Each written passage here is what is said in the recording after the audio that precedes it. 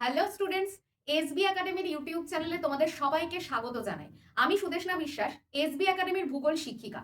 আজকে এই ভিডিওতে আমরা আলোচনা করতে চলেছি ক্লাস 12 এর থার্ড সেমিস্টারের ভূগোল সিলেবাস নিয়ে। যাদের ভূগোল বিষয়টি রয়েছে, তোমরা তো অবশ্যই ভূগোল বিষয়টি ভালো করে পড়বেই। তার আগে কিন্তু জানা দরকার যে ভূগোলের সিলেবাসে কোন কোন বিষয় রয়েছে এবং কোন ইউনিট থেকে কত নাম্বার থাকবে পরীক্ষাতে, সেভাবে কিন্তু প্রস্তুতিটা আরো ভালো করে নিতে পারবে। তার জন্য শেষ পর্যন্ত ভিডিওটি স্কিপ না করে দেখতে থাকো।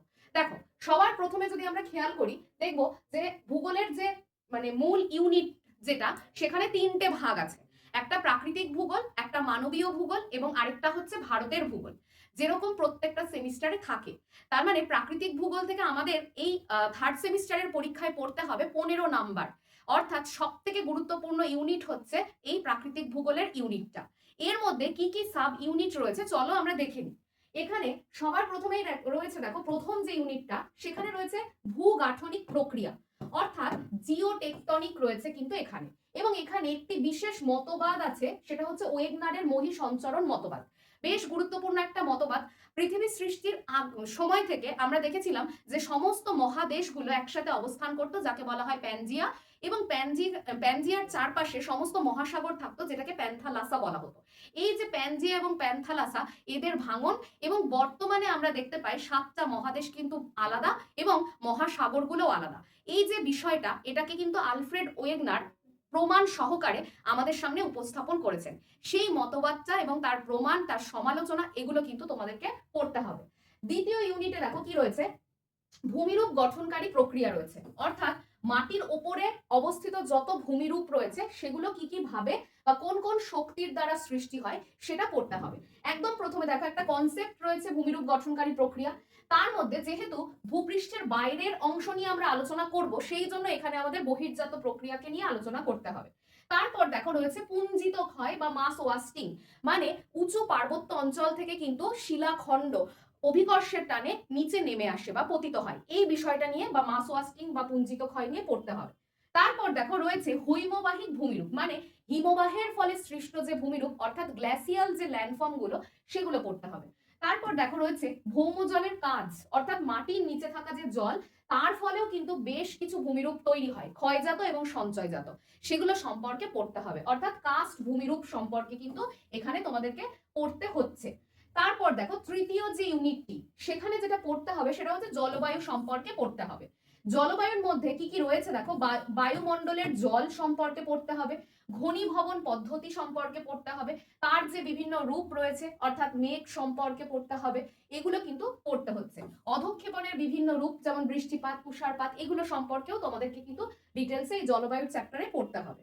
তারপর দেখো, এই প্রাকৃতিক ভূগোলেরই চতুর্থ যে ইউনিটটি রয়েছে, সেই চতুর্থ ইউনিটে যেটা রয়েছে চ্যাপ্টারের নাম, সেটা হচ্ছে বায়ুমণ্ডল। অর্থাৎ পৃথিবীতে থাকা যে জলভাগ বা বিপুল জলরাশি, সেটা সম্পর্কে কিন্তু তোমাদের এখান থেকে পড়তে হবে। কি রয়েছে দেখো এখানে, যে জলভাগ, সেটার একটা কনসেপ্ট পড়তে হবে। সমস্ত মহাসাগরের তলদেশে কি কি বৈশিষ্ট্য বা ভূপ্রকৃতি আমরা দেখতে পাই, কতটুকুতে মহী সোপান থাকে, কোথায় মহী ঢাল থাকে, এগুলো কি, গভীর সমুদ্রের সমভূমি কি, তারপর গায়ট কি, এগুলো সম্পর্কে পড়তে হবে। এবং প্রত্যেকটা মহাদেশের যে তলদেশ, সেখানকার যে ভূপ্রকৃতি, সেখানে কোন শৈলশিরা দেখা যায়, সেখানে কোন খাত দেখা যায়, কোন উপত্যকা দেখা যায়, এগুলোও তোমাদেরকে কিন্তু ডিটেলসে পড়তে হবে। যেমন দেখো, প্রশান্ত মহাসাগরের তলদেশের ভূপ্রকৃতি, আটলান্টিক মহাসাগরের তলদেশের ভূপ্রকৃতি, ভারত মহাসাগরের তলদেশের ভূপ্রকৃতি, এবং দেখো সমুদ্র জলের বেশ কিছু উপাদান সম্পর্কে আমাদের পড়তে হচ্ছে। সমুদ্র জলের উষ্ণতা সম্পর্কে পড়তে হবে, সমুদ্র জলের লবণতা সম্পর্কে পড়তে হবে, লবণতা উষ্ণতা এদের উৎস কি, কোন কোন কারণের জন্য বিভিন্ন জায়গার সমুদ্রের লবণতার মধ্যে আমরা তারতম্য দেখতে পাই বা লবণতা উষ্ণতার মধ্যে পার্থক্য দেখতে পাই, সেই বিষয়গুলো, কোথায় কেমন লবণতা, বিশ্বের সব থেকে লবণাক্ত স্থানের নাম কি বা জলাশয়ের নাম কি, এগুলো পড়তে হবে। এছাড়া দেখো সমুদ্র জলের ঘনত্ব, এই তিনটে উপাদান, সমুদ্র জলের উষ্ণতা, লবণতা আর ঘনত্ব, ভীষণ ভালো করে কিন্তু পরীক্ষার জন্য পড়তে হবে। আর দেখো, সমুদ্রে কিন্তু প্রচুর সম্পদ পাওয়া যায়, তাহলে সমুদ্রের যত সামুদ্রিক সম্পদ রয়েছে, সেগুলো সম্পর্কে পড়তে হবে। তারপর দেখো, সামুদ্রিক অবক্ষেপ বা সামুদ্রিক সঞ্চয় সম্পর্কে পড়তে হবে। সমুদ্রের তলদেশে কি কি পদার্থ সঞ্চিত হয়, সেগুলো কোন উপাদান দিয়ে তৈরি, পড়তে হবে। তারপর দেখো প্রাকৃতিক ভূগোলের যেটা লাস্ট ইউনিট অর্থাৎ পঞ্চম ইউনিট সেটা হচ্ছে জীবমণ্ডল।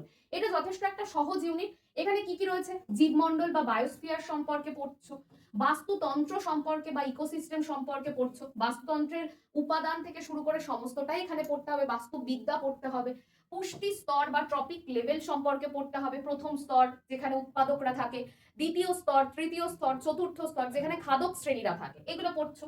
খাদ্য শৃঙ্খল আর খাদ্য জাল পড়তে হবে।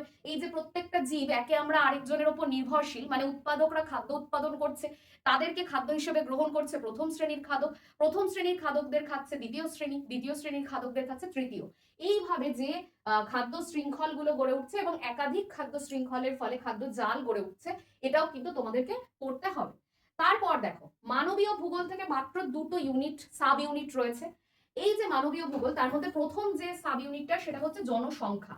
এখানে জনসংখ্যার মধ্যে ডেমোগ্রাফি বা জনমিতির যে ধারণা সেটা পড়তে হবে, জনসংখ্যা বা পপুলেশন সম্পর্কে পড়তে হবে, পপুলেশন ডেনসিটি বা জনঘনত্ব সম্পর্কে ভালো করে পড়তে হবে, পৃথিবীর কোথায় কেমন জনসংখ্যা দেখা যায়, কোন মহাদেশে কতটা জনসংখ্যা রয়েছে সেগুলোকে পড়তে হবে, বিশ্বের জনসংখ্যার বন্টন, পৃথিবীতে কিভাবে জনসংখ্যা বৃদ্ধি হয়েছে, কত সালে জনবিস্ফোরণ হয়েছে, কত সালে আমরা ঋণাত্মক জনসংখ্যা দেখতে পেয়েছি, এগুলো পড়তে হবে।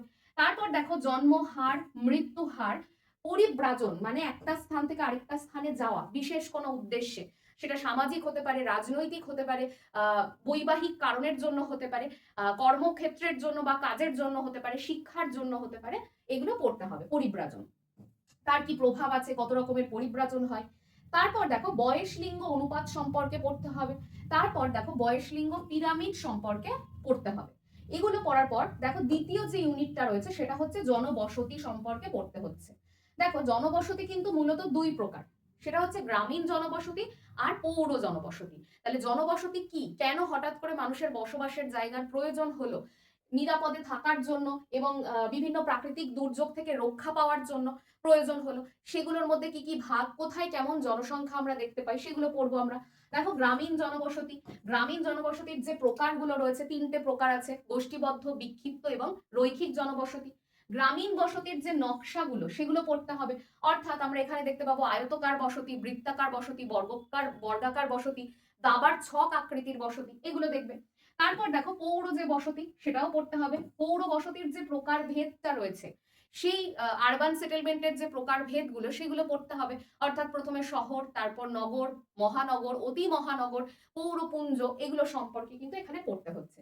পৌর বসতির নকশা পড়তে হবে, শহর বা নগর গড়ে ওঠার কারণগুলো কি কি, শহরের যে কার্যগত শ্রেণী বিভাগ, প্রশাসনিক শহর, সামরিক শহর, উৎপাদনমূলক শহর, এই বিষয়গুলো অর্থাৎ আবাসিক শহর মানে কোন কাজের ভিত্তিতে কোন শহর গড়ে ওঠে সেগুলো তোমাদের পড়তে হচ্ছে।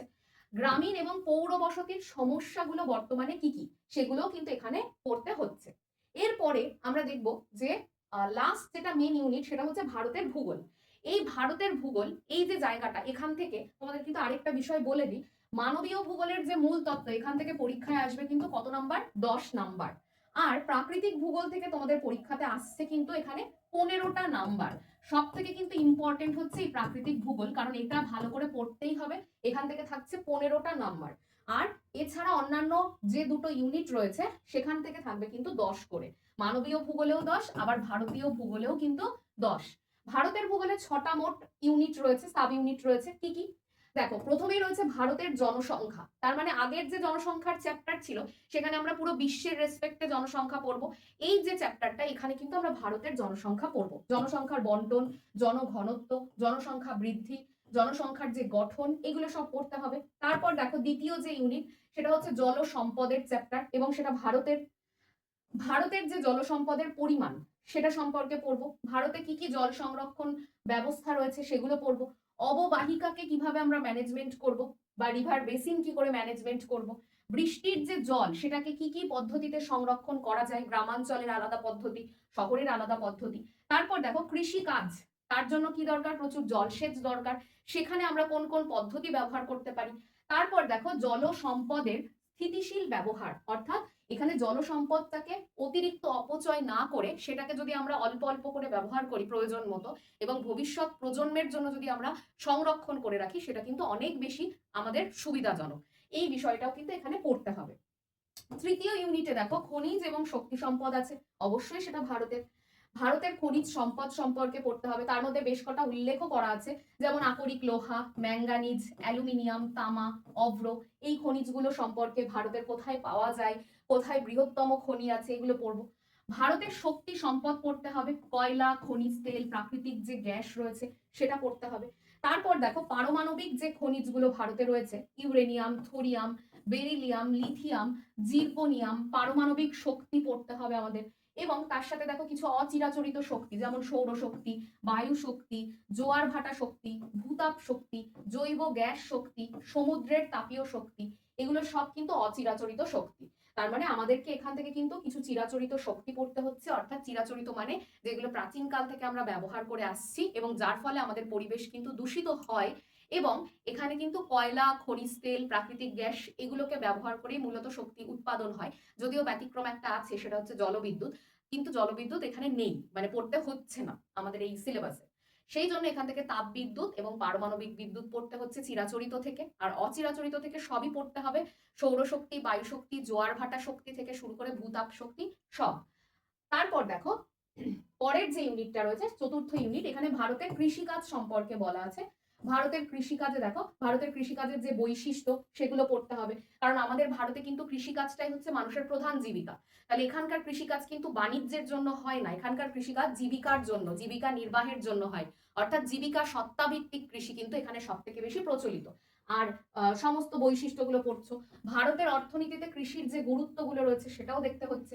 শস্য বর্ষপঞ্জির যে ধারণা রয়েছে সেটাও দেখবে।